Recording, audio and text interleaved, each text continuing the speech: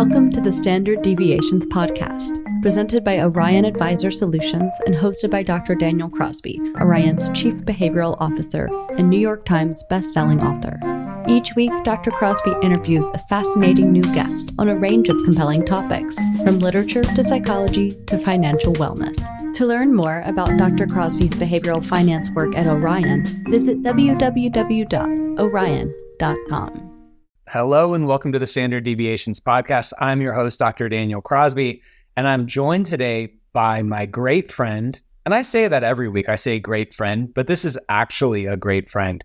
I'm joined by my great friend, Dr. Naomi Win, my colleague at Orion. Naomi has a master's in psychoanalysis and contemporary society from Brunel University, London, and a PsyD from the University of Colorado, Denver. Her work focuses on the practices that empower us to make meaning in uncertainty and evolve to better serve our reasons for living. And she's here today to talk about that very thing, uncertainty. Dr. Win, welcome to the show. Greetings. How are you? Good. How about you? Good. Well, we're lying. We both have the flu. Yeah. Across the country, we both have the flu. I just for the first time in 15 years of speaking, was unable to complete an engagement because I was so sick. I was down in Miami, got sick, and could not do my job. So neither of us are doing great. But like Michael Jordan, we're going to rally. This is our flu game, and it's going to be just as good. I know you love that reference. I was going to say, I was like, well, you led with the sports reference. I can't think of anything more outside of my range. No, trust me. Trust me, Michael Jordan had the flu and did well in a game, and we're gonna do the same today. So we're here today to talk about uncertainty. It's an election year. The market had an extremely rough day yesterday. It seems like a good time to talk about uncertainty. And I want to start. I'm gonna do take a little point of privilege here and tell a couple of stories to set up this point. I love talking about uncertainty. There's two sort of favorite studies. One of them is sort of a real life study, but one of the studies was done with people who were phobic of shots. And so they take people who are phobic of shots and they say, hey, look, you've got a couple of options here. We've got a little needle, a medium-sized needle, and just an enormous needle. And is that what they call them? Enormous needles? Yeah, enormous needle. Yeah. Giganto needle. And you can do one of two things here, right? You can either get the longest shot, or you can spin the wheel of misfortune, which is divided up into equal parts small, medium, large needles. And more than half of these people who are phobic of needles, rather than spin the wheel, said, you know what? Just get it over with, give me the big shot, which is irrational, right? When you think that you've got a 2/3 chance of getting a smaller needle, why would you not spin the wheel? And yet, most people said, you know what, just let's get it over with. Let's give me the big shot. The second study comes from your homeland there of England, and it was coming out of the war, where London was bombed relentlessly, right? London was bombed effectively every night. Right. Suburbs and the exurbs of London were bombed less regularly, about 10% as much as London. But when, the aid workers and the doctors and everyone rush in after the war, they found something a little surprising, which is that the number of ulcers in the exurbs and the suburbs was dramatically higher than in London, which at first doesn't make sense. So why would there be more sort of stress-related illness in a place that only received 10% of the shelling? Right. But in London, you knew what you were going to get, right? Like it was a bad thing, but you knew what was coming. So all of this is an elaborate setup to ask you, why is it that we hate uncertainty more than even bad news? We hate uncertainty more than bad news. We see this with medical diagnoses, right? With someone getting a cancer diagnosis. The point of maximum stress is not the day you hear that you have cancer. Right. It's the day you're waiting on that biopsy. why do we hate uncertainty more than even bad news? It's a good question. I think that the long answer is probably what we'll get into over the course of the session, but the short answer is that it's not predictable. Our brains are wired to prefer predictability because it gives an illusion of control. And thinking back, the podcast you did with Richard Schott about illusion of choice, brains are working in this realm of illusion so often. We got this illusion of control. But the illusion of control can be so powerful because it allows us to start trying to make decisions in an otherwise ambiguous space. So it's almost like we need to set up our framing, even if it's an illusion, in order to make decisions. If you think about taking a flight and if your flight is delayed, to not have any news at all about when it will be reinstated or anything else is much more taxing because you can't make any plans. So having just somebody announce, okay, this flight's actually delayed, it's going to take off in 2, 3, 4 hours or whatever else, even if that doesn't turn out to be true, studies have shown we prefer that. And simply because when people responded in that study, they mentioned that they could make plans, they could alert somebody at the other end that they're delayed by this, X amount of hours and so forth and so on. And even if that turns out to be wrong, it still gives us a sense of control in the moment. And a lot of what we do as humans is driven by that drive to try and control. If you think about just the general entropy of the world at large, or even the natural world, humans are really driven to try and exert control over environment, even if it's unpredictable.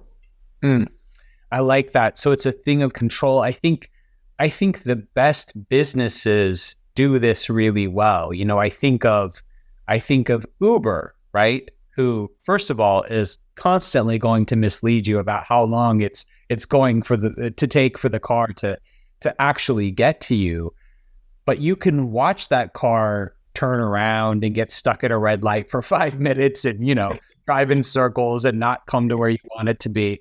It feels empowering, right? It feels empowering that like, hey, it's going to take longer than I'd like and even longer than they said, but at least I can kind of map the progress.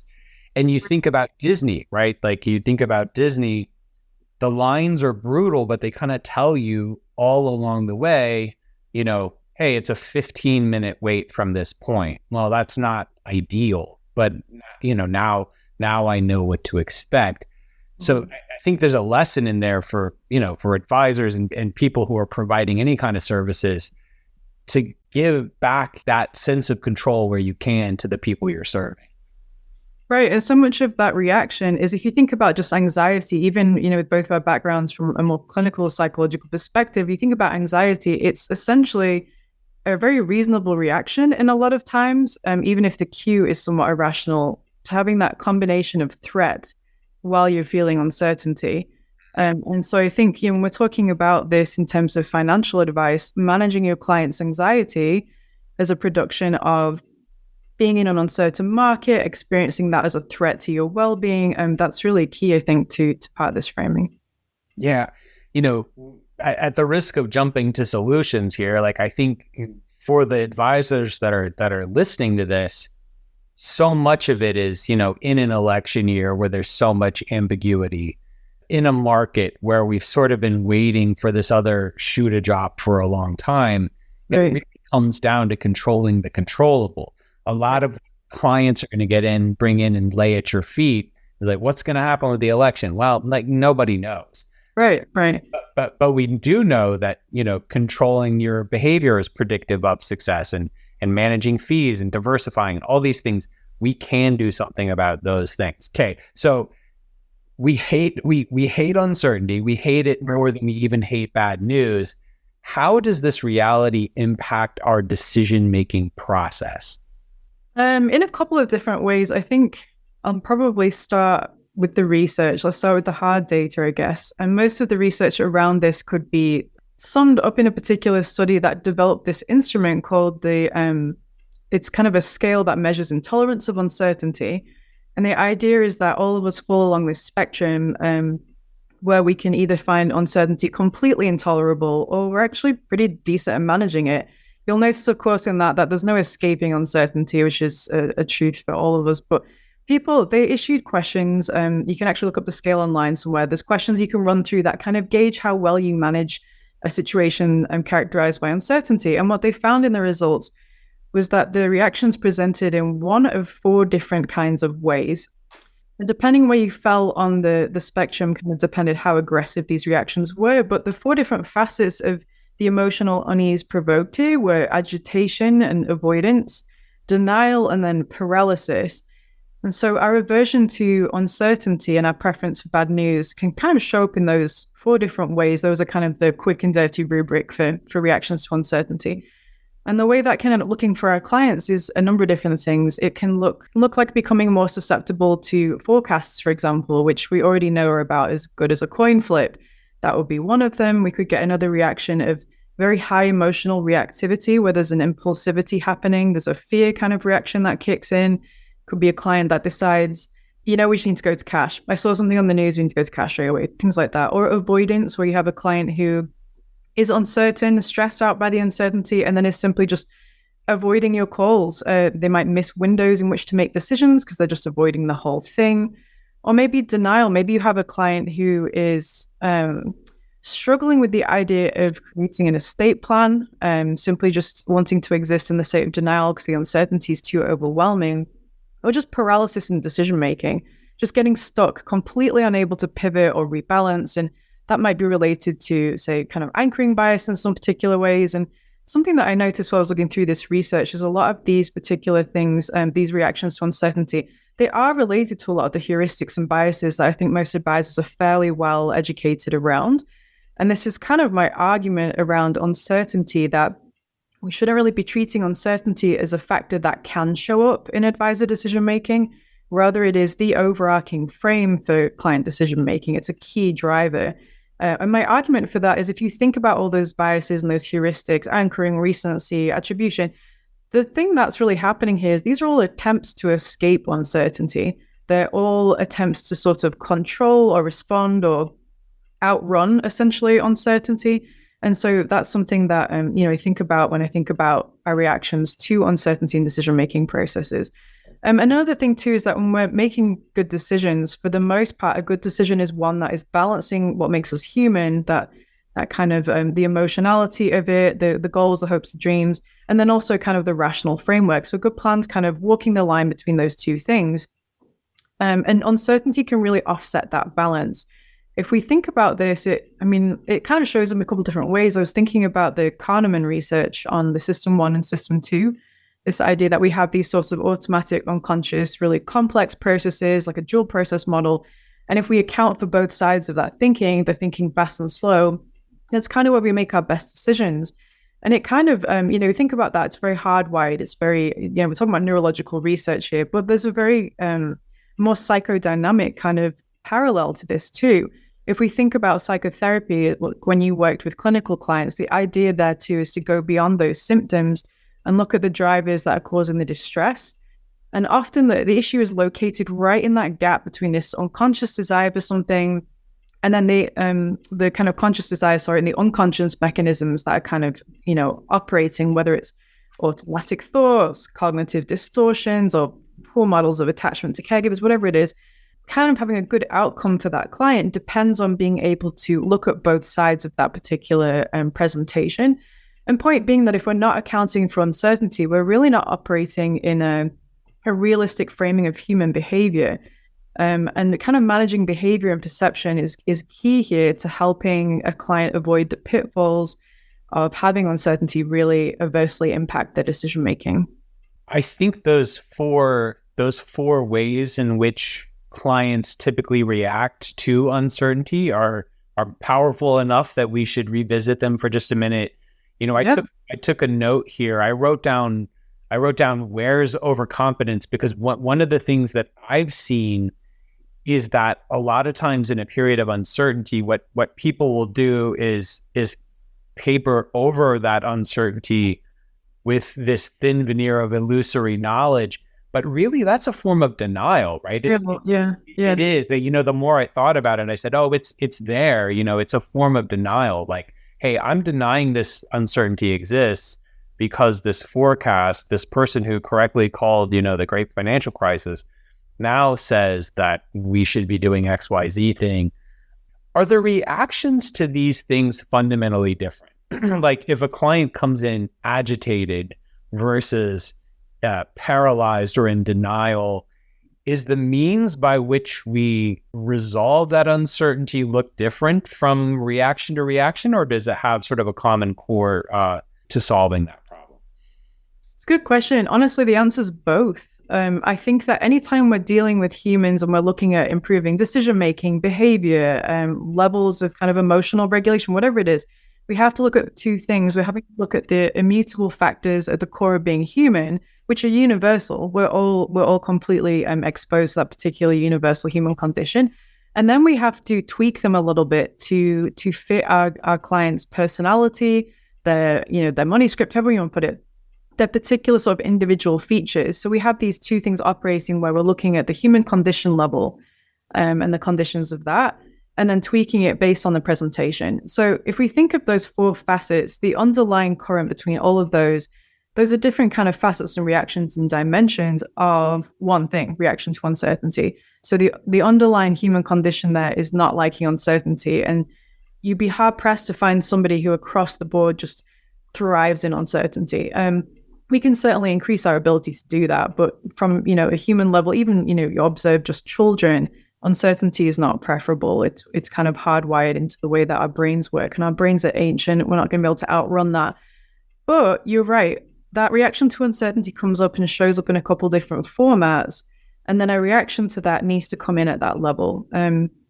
I am really invested in making sure that, whether you're working, with clients in psychotherapy or in financial advising, there's a similarity here. You're going to want to address the illness, the symptoms, the affectual kind of reaction at the root cause.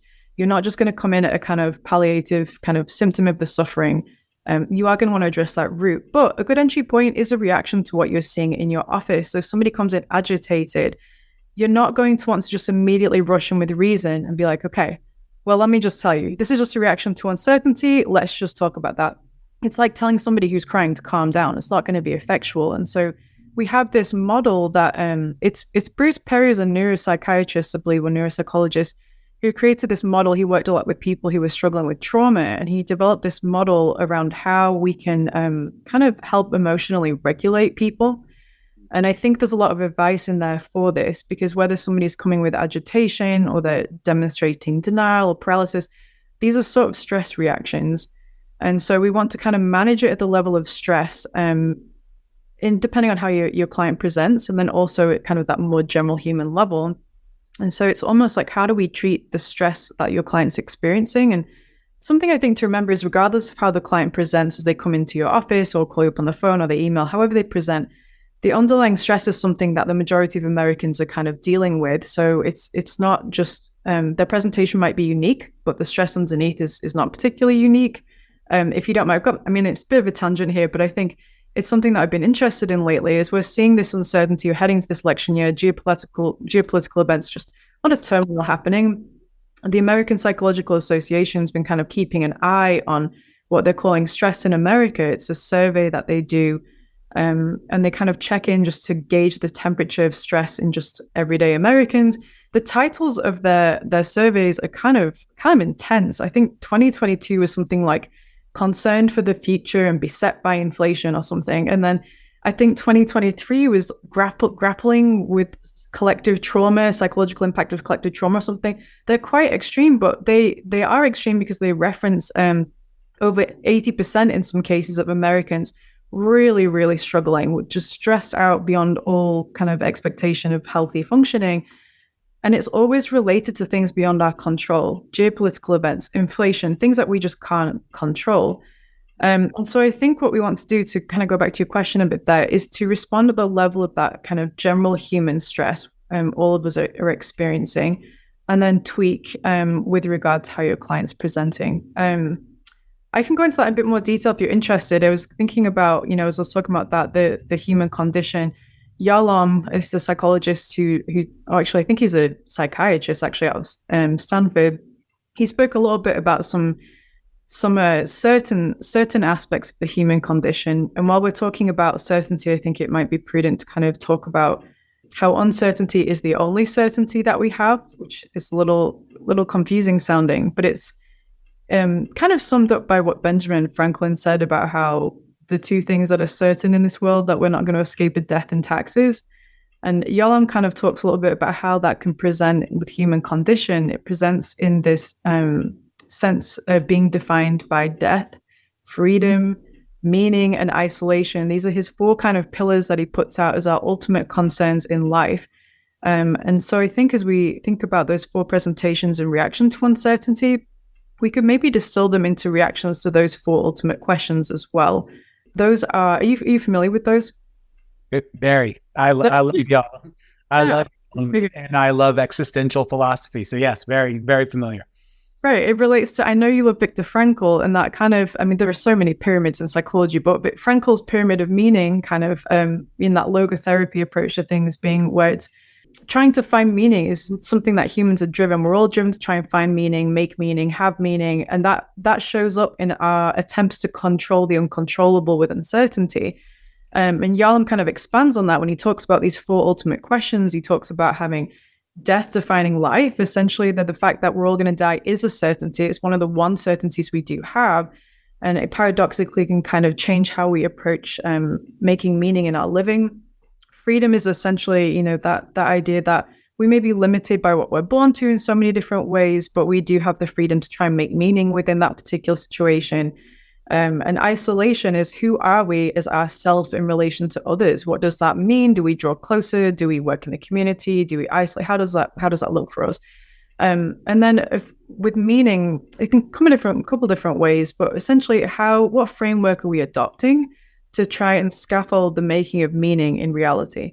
And so I think when I think about those 4 different presentations, the common thing here is to be able to give your client dignity in the vulnerability that comes with sitting in an uncertain situation, to recognize that any reaction you have to uncertainty, whether it's papering over with confidence, it's denial, it's paralysis, it's maybe being a little bit aggressive even, any of those things, these things are all sort of symptomatic of these very, very kind of difficult questions that are very hard to answer. They don't have easy answers.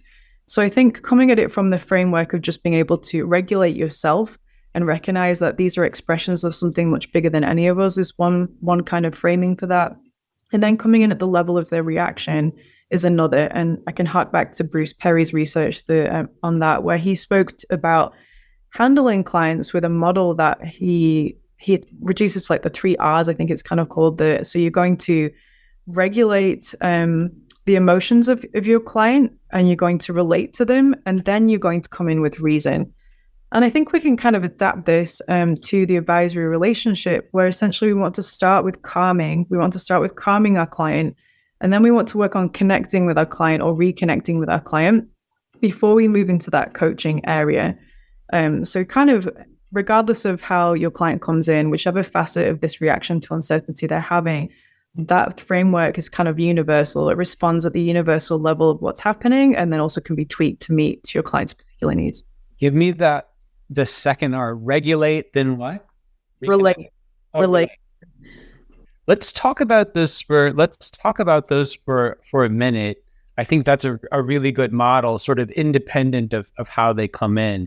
When it comes to regulating, one concept from the clinical psychology world is this concept of normalization, right? Like, I think the people that are listening to this and hearing about how pervasive the fear of uncertainty is, and how it is this thing that sort of underpins so many of the biases and things that rear their head in a financial planning situation, they're going to start to see it everywhere. Whether your client comes in sort of paralyzed or agitated, I mean, is there ever a point where you say like, hey, it seems like there's a lot going on in your life right now, and like that you don't know which way things are going to go, and that you're fearful for your account, and on and on, and like that makes a lot of sense. Is normalization part of regulation? What does that regulation look like? Kind of bringing them down out of that emotional state, whether it's deeply hot or deeply passive.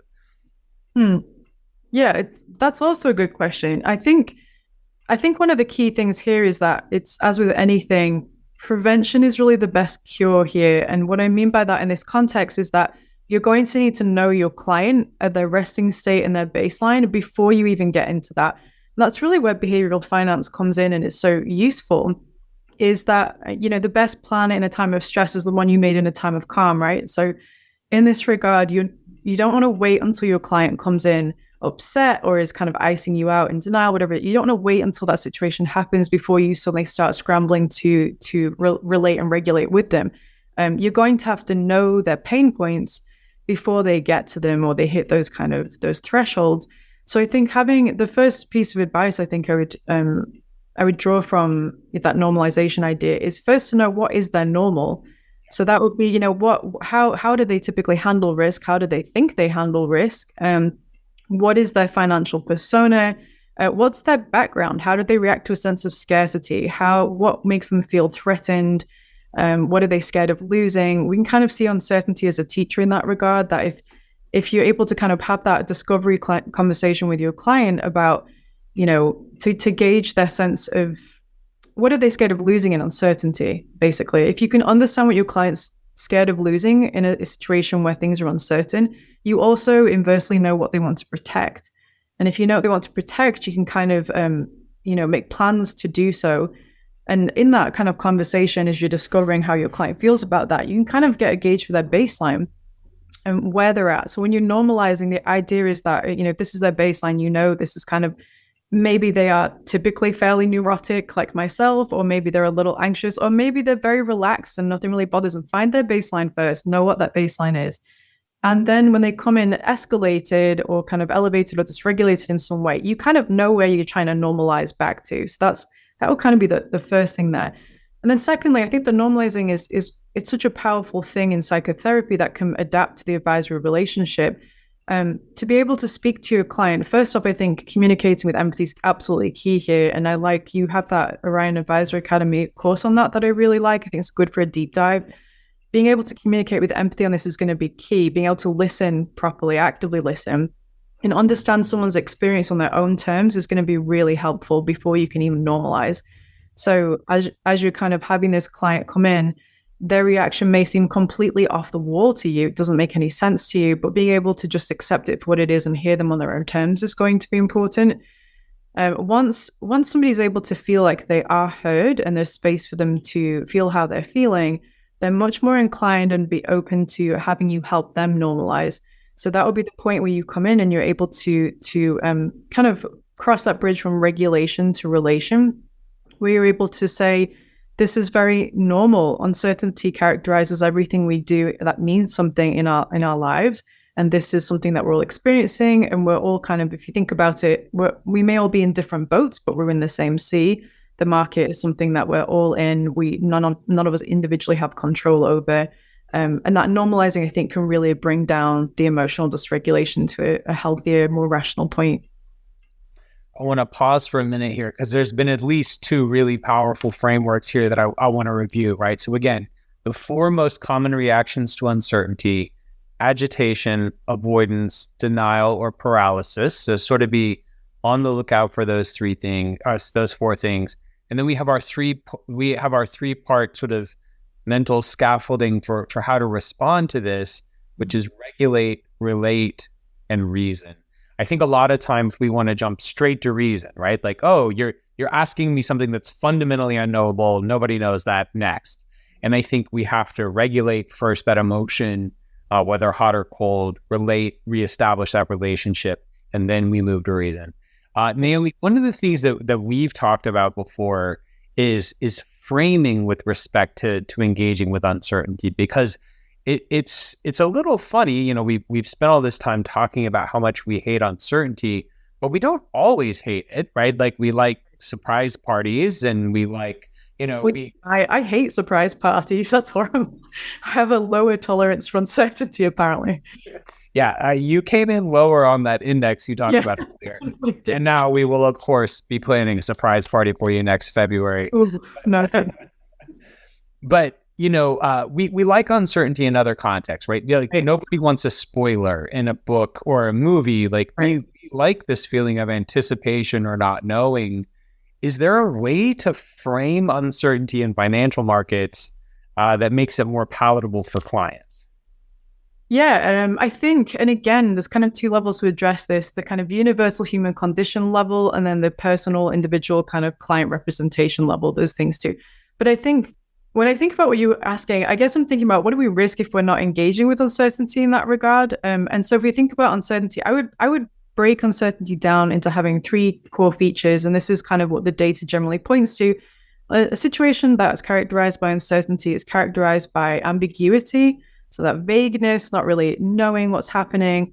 It's characterized by novelty, by something that is new, maybe unexpected. And then unpredictability. So you'll be able to identify a situation that's going to provoke uncertainty if it has at least 2 to 3 of those 3 features, essentially.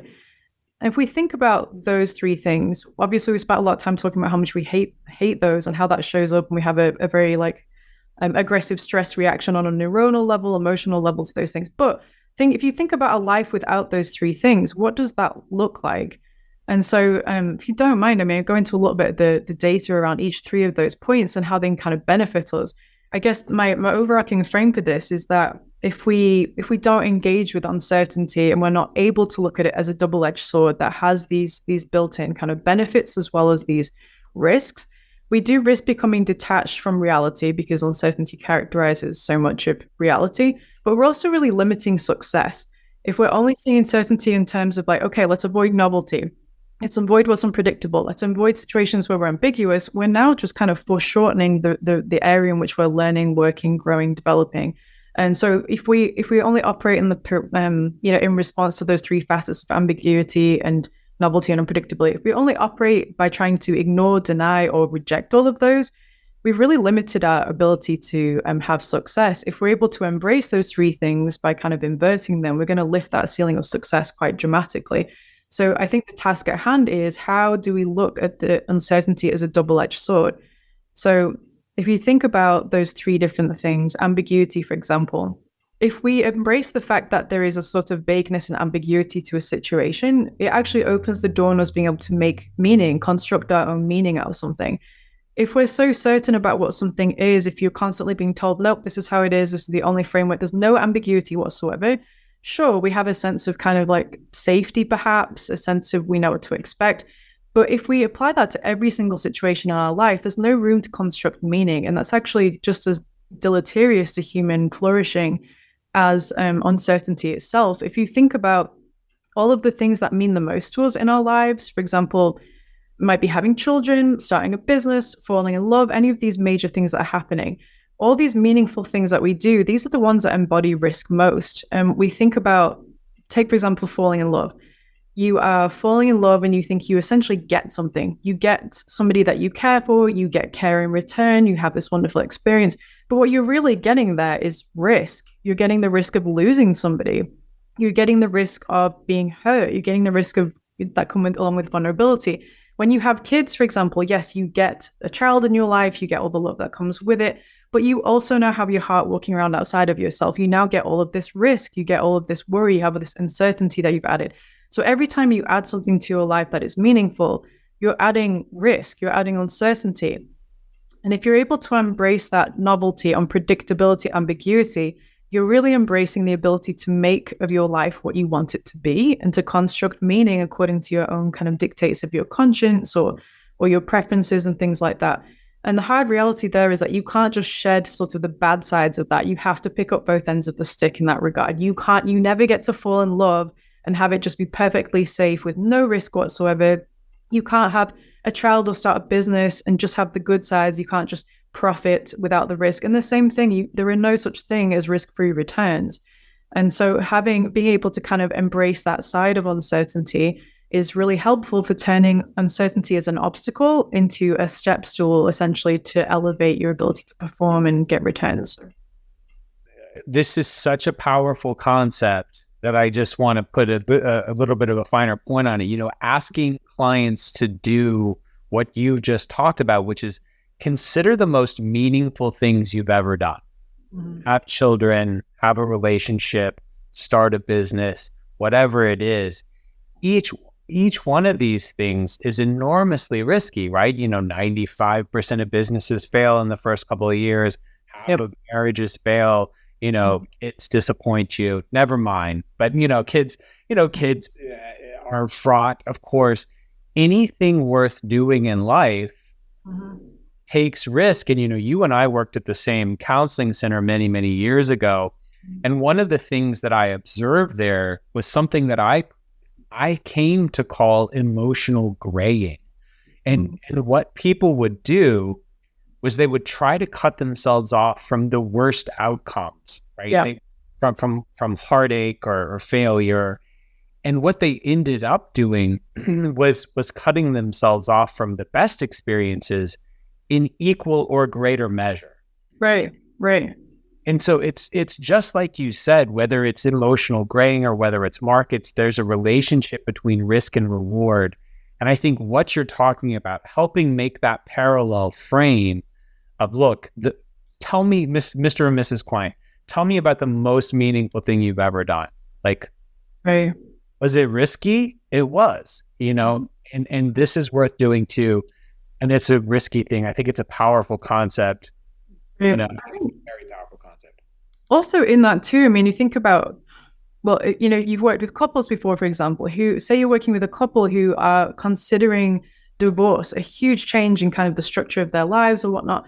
The most painful, researchers demonstrate, one of the most kind of painful and energetically consuming parts of that big decision process is the ambivalence.